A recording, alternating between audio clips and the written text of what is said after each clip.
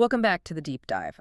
Today we're staring into the abyss, honestly. Yeah, it's a heavy one today. It is. We are looking at a topic that is just difficult to talk about. It's heavy, it's dark, and it's uncomfortable, but it is absolutely essential to understand. Right. We're unpacking AP European History topic 8.9 today, focusing on what's called the new racial order and the industrialization of the Nazi final solution. It is a heavy topic, certainly. But Yeah. you're right, it's essential for you to understand. And not just as this dry history lesson of, this happened on this date.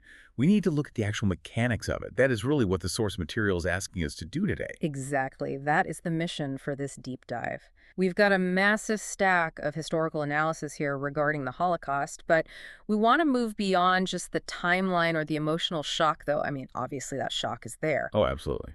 But we want to understand how a modern state, a state with advanced technology, a massive bureaucracy, and a complex legal system somehow turned its entire infrastructure toward the goal of mass murder. That is the crux of it. Mm. Because it's easy to look at the Holocaust as this explosion of chaotic violence. Not just madness, right? Yeah, like it was just a byproduct of the chaos of war. Exactly. But when you really analyze the sources, as we're going to do today, you see that it wasn't an accidental byproduct of the Second World War. It wasn't just, war is hell. It was a deliberate, highly calculated outcome. And that's the part that really chills me. It's the deliberation. Yeah. The sources describe this transition from discriminatory laws to what they call industrial-scale genocide. It didn't happen overnight. It was a rigorous process. So let's start at the foundation. We keep seeing this term in the reading, the new racial order. What are we actually talking about here? To understand the new racial order, you really have to step inside the worldview of Adolf Hitler and the Nazi regime. And it is a worldview that is fundamentally biological and binary. Okay. They believe that modern Germans were the descendants of the Aryans. Right, the master race. We've all heard the term, but let's unpack what they actually thought that meant. Well, they viewed the Aryans as this ancient people destined for global ascendancy. They believed civilization itself was literally the product of Aryan blood. But, and this is the key tension that drives everything else, they believed this destiny was fragile. Fragile how? Like, under attack? Yes, under biological threat. In their ideology, the Jewish population wasn't just a group of people with a different religion or a different culture. They were characterized as a direct biological threat to the flourishing of the Aryan race. So in their minds, this wasn't just prejudice. It wasn't just, we don't like these people. It was almost like a medical procedure, like removing a virus. That is a very apt analogy, unfortunately. The sources actually use that exact language. It was viewed as racial health or racial hygiene. They believed the nation was a biological body, and anything that didn't fit their strict definition of Aryan was a pathogen. Wow. And because this was a totalitarian regime, this wasn't just Hitler's personal opinion being shouted in a beer hall. He used the entire machinery of the state to enforce this hierarchy. So the schools, the courts, the police. They all get aligned to this one concept. The elimination of these inferior groups was viewed as absolutely essential to the national identity of Germany. If you believe your body is fighting an infection, you don't negotiate with the infection. You eliminate it. You eliminate it. Yeah. That was the grim logic behind it all. So that's the engine. That ideology drives every single thing that comes next. But what I found really fascinating and terrifying, honestly, in the reading is how that ideology translated into actual policy, because it wasn't immediate mass murder. No, it wasn't. And this is where the mechanics part comes in. Yeah. It starts with the law. It starts with bureaucracy. The sources highlight a phase called legal marginalization, which really gets going around 1935. Right. This is 4 years before the war officially starts, and the centerpiece here is the Nuremberg laws. Exactly. The regime needs to isolate the Jewish population from the rest of the German body politic. Yeah. The Nuremberg laws of 1935 were the tool to do that. They explicitly stripped Jewish people of their German citizenship. Which is a huge deal. I mean, think about what it means to be a citizen for a second. It's your legal protection. It's your basic right to exist in a space. Precisely. Once you strip citizenship, you turn people into mere subjects. They have no recourse, no rights. But the laws went even further into the personal sphere. They criminalized intermarriage and sexual relations between Jews and so-called pure-blood Germans. It's codifying racism. It's taking that biological paranoia we talked about and writing it directly into the penal code. It is. And the impact of that cannot be overstated. By writing anti-Semitism into legal code, they legally dehumanized an entire population. They stripped away all protections. If the law says you are literally less than human, then violence against you becomes acceptable. Even state sanction. Right. It creates a social death before the physical death ever happens. So they strip the rights, they isolate the community. Then comes the next phase, which the sources describe as forced emigration around 1939. And there's a detail here that I actually hadn't heard before, or at least I didn't realize how serious it was. The Madagascar Plan. Oh, the Madagascar Plan. It is a fascinating, bizarre, and horrifying what-if of history. By 1939, the Nazi policy had shifted from just isolating Jews to actively removing them from German territory. Right. The regime actually proposed shipping the entire European Jewish population to the island of Madagascar, off the coast of Africa. It sounds completely insane. Like the logistics of that alone. It was insane. But the sources show they were dead serious about it. The Foreign Office drafted detailed plans. They calculated shipping tonnage. They looked at how to run the island as a giant police state. Unbelievable. It shows that at this stage, the goal was removal. They wanted a quote-unquote Jew-free Europe. And they didn't really care where the people went as long as they were gone. So why didn't it happen? Why aren't we reading about the Madagascar exile instead of the Holocaust? The war. World War II begins in September 1939. You can't ship millions of people across the ocean when the British Royal Navy controls the seas. The war effectively blocks the exit door. So the war actually blocks their initial plan for removal. That is a critical turning point. Exactly. The logistics of the war made forced emigration impossible. So the regime began looking for more radical alternatives. They had a self-imposed problem. We want these people gone. And the war removed the exit. So they decided to build a different kind of door. And that leads us to 1942, the final solution. The Wannsee Conference. This is one of those moments in history where you wish you could just stop time and scream. I want to spend a minute on this because the nature of this meeting is just baffling. Tell us about it. It took place in January 1942 in a highly affluent villa in a suburb of Berlin called Wannsee. This wasn't a rally. It wasn't a chaotic battlefield decision. It was a breakfast meeting of high-ranking Nazi officials. Men like Reinhard Heydrich and various state secretaries. And what were they discussing over breakfast? They sat down to coordinate the administrative implementation of the final solution to the Jewish problem. Note the language there, administrative implementation. They weren't debating if they should kill the Jews of Europe. That decision was already made. Right, that had essentially already been made by Hitler and Himmler. They were debating how to do it efficiently. That is what makes it so chilling. It's the sheer bureaucracy of it. It sounds so sterile. That is the banality of evil in action. This was the exact moment the bureaucratic switch was flipped. Before this, you had sporadic massacres, you had the Einsatzgruppen, the death squads shooting people in the east. Yeah, the sources talked about how messy that was. It was messy. It was slow. And, disturbingly enough, the Nazi leadership felt it was psychologically damaging to their own soldiers to have to shoot women and children face to face day after day. So they needed a better way, a more industrial way. Exactly. Yeah. At Wannsee, they aligned all branches of the German bureaucracy toward a single goal, a unified, continent-wide program of systematic extermination. They needed a method that was detached, highly efficient, and capable of processing millions of people. And that brings us to the industrialization of death. The sources make a distinction here that I think is super important because we tend to blur the terms in casual conversation.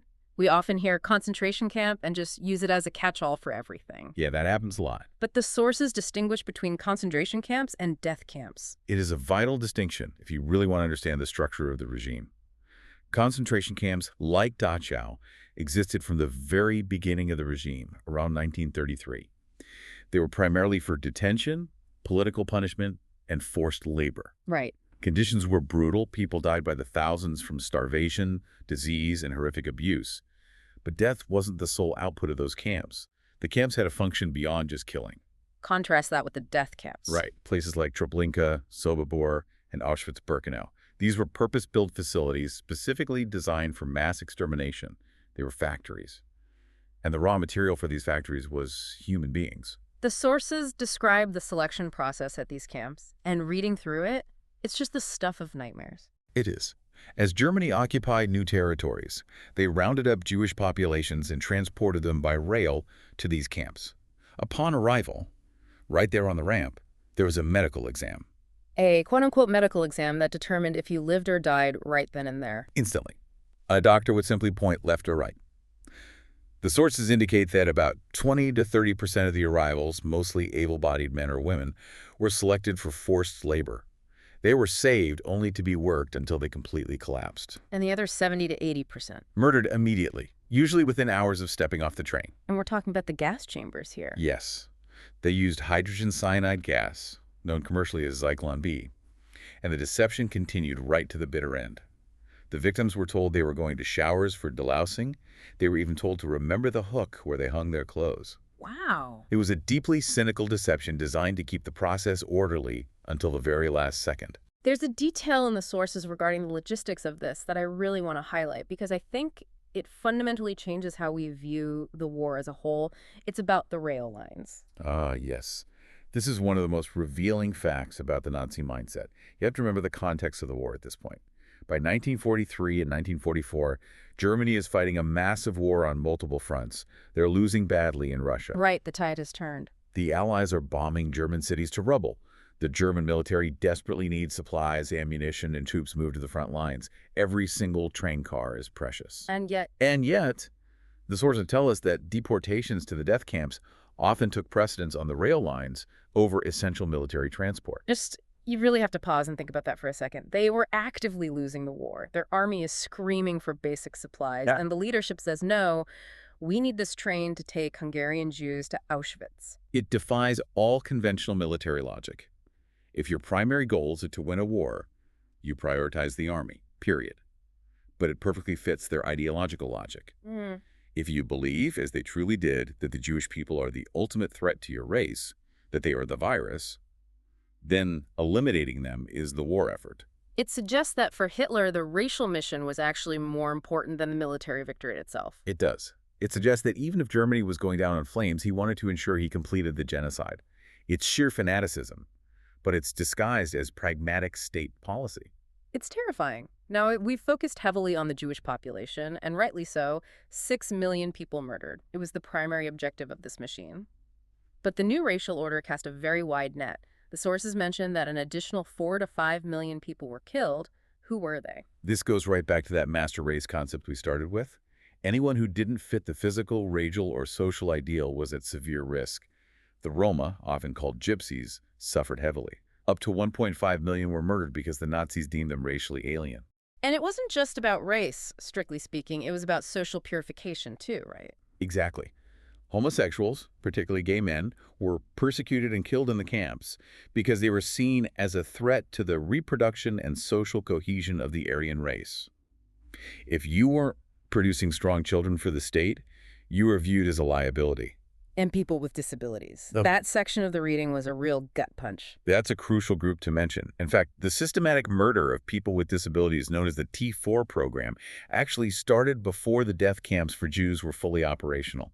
It was the testing ground. That's incredible. They targeted the mentally and physically disabled based on this racial health ideology.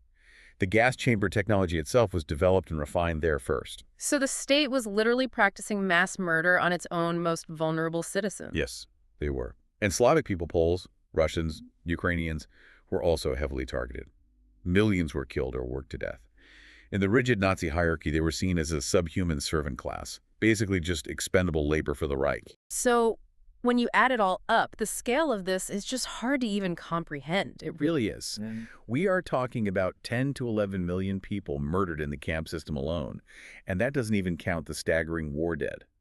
The sources mention the loss of an entire generation of Russian and German men in the combat itself. The aftermath section of our source material talks about a demographic collapse. It was a total collapse. Europe was hollowed out. But it wasn't just the sheer numbers, as horrific as they are. It was the social destruction. Pre-war social hierarchies were entirely destroyed. Large-scale migrations displaced millions upon millions of people, and entire cultures were just erased. I think about the Jewish communities in places like Poland or Lithuania. These were vibrant, deeply rooted cultures that had been there for centuries. Gone. Libraries, music, traditions, distinct dialects like Yiddish wiped off the map in a matter of years. The cultural loss is completely incalculable. And for the survivors and for the nations that remained, the identity shift must have been profound. Absolutely. How do you go back to normal after that? Cultural and national identities were fundamentally altered. Europe had to grapple with the shocking fact that this atrocity happened not in the Dark Ages, not by some ancient horde, but in the middle of the 20th century. It was perpetrated by one of the most cultured and educated nations on Earth. That brings us back to where we started. The mission of this deep dive was to look at the mechanics. And I think what we've seen is that the Holocaust was a slide. It didn't start with gas chambers, it started with an idea.